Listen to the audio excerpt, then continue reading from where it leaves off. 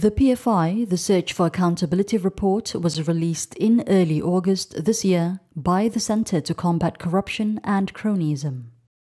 It disclosed how a public policy, the Private Finance Initiative, has been used by Pembinaan PFI Sindran Berhad, a dormant government-linked company, to enable borrowings from the two public institutions, the Employees Provident Fund and KWAP, to develop PFI projects. Except the projects were not PFIs and they were not being financed by any private entities, say the report's authors.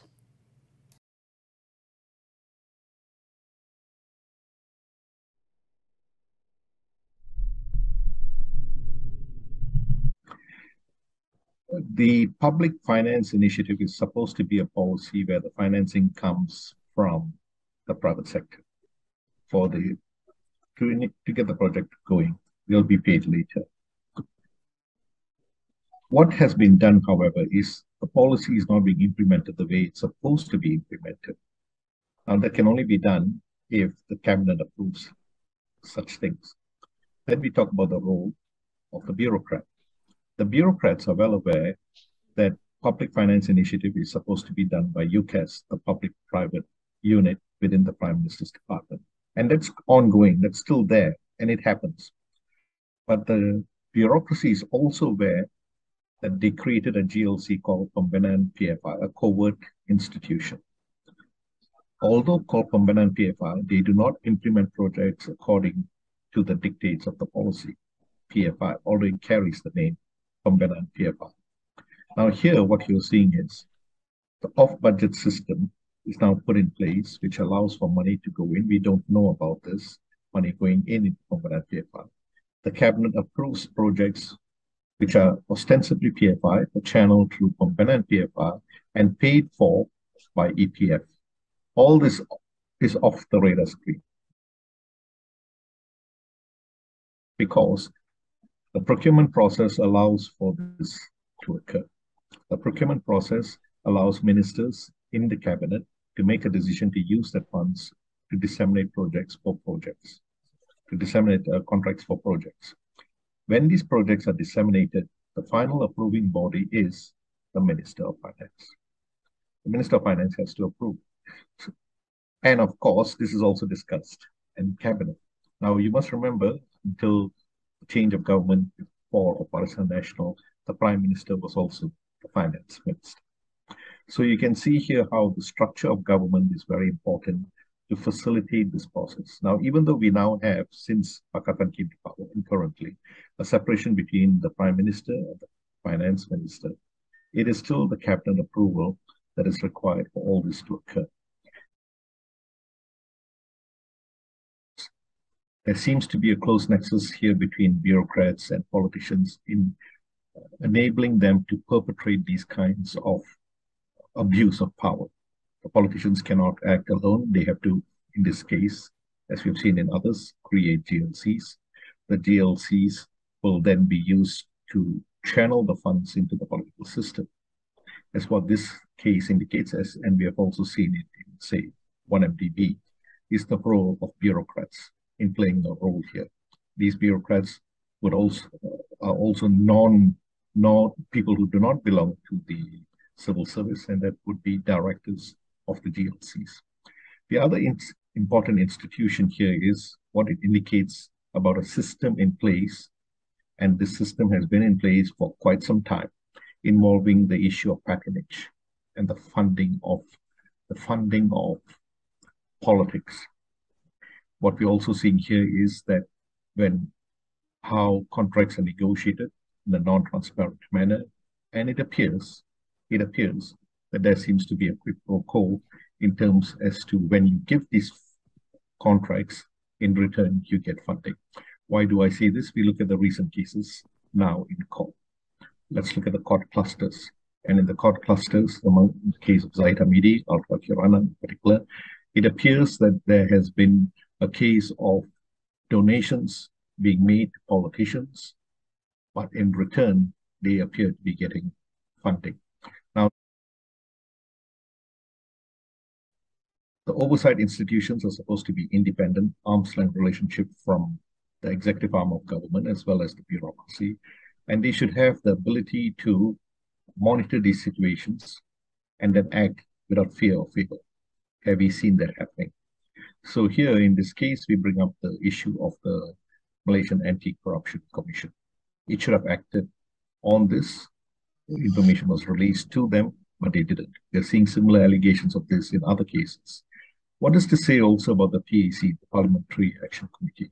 The Parliamentary Action Committee is within the Parliament, within the legislative arm of government, and it's supposed to be a check on the executive arm of government.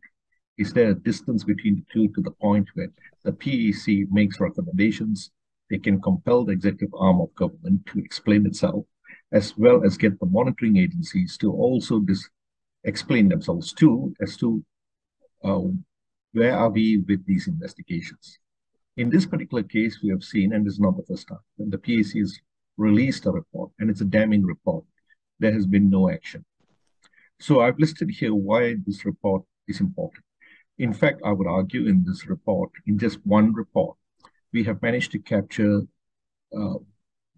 very succinctly a system that has been in place for a long time, how the system operates, key institutions involved, the nexus between politics, the political arm of government, the bureaucratic arm of government, as well as the oversight institutions.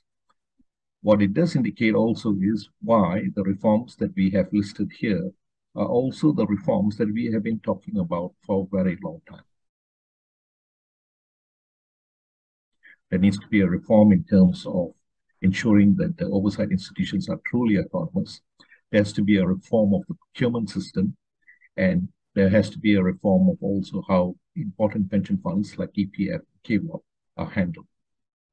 These reforms are not, that we are calling for, as I said, are not new. They've been on the table for some time. What this scandal indicates, as well as the more recent scandals indicates, is there has to be a significant reform of how governance functions in this country. I think one of the common trend we see across the board is the influence of ministers coming and disrupting the procedures.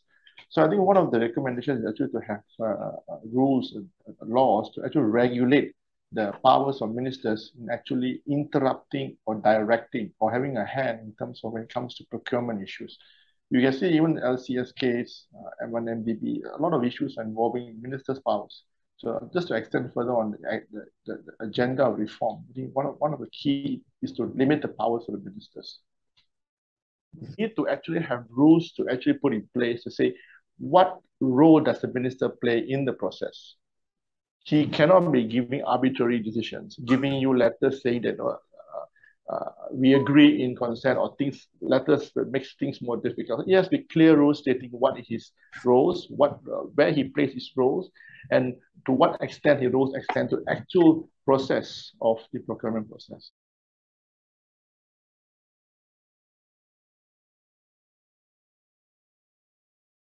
If you look at these cases, what it indicates also is that there is one significant abuse of public institutions. In just one report, we have managed to capture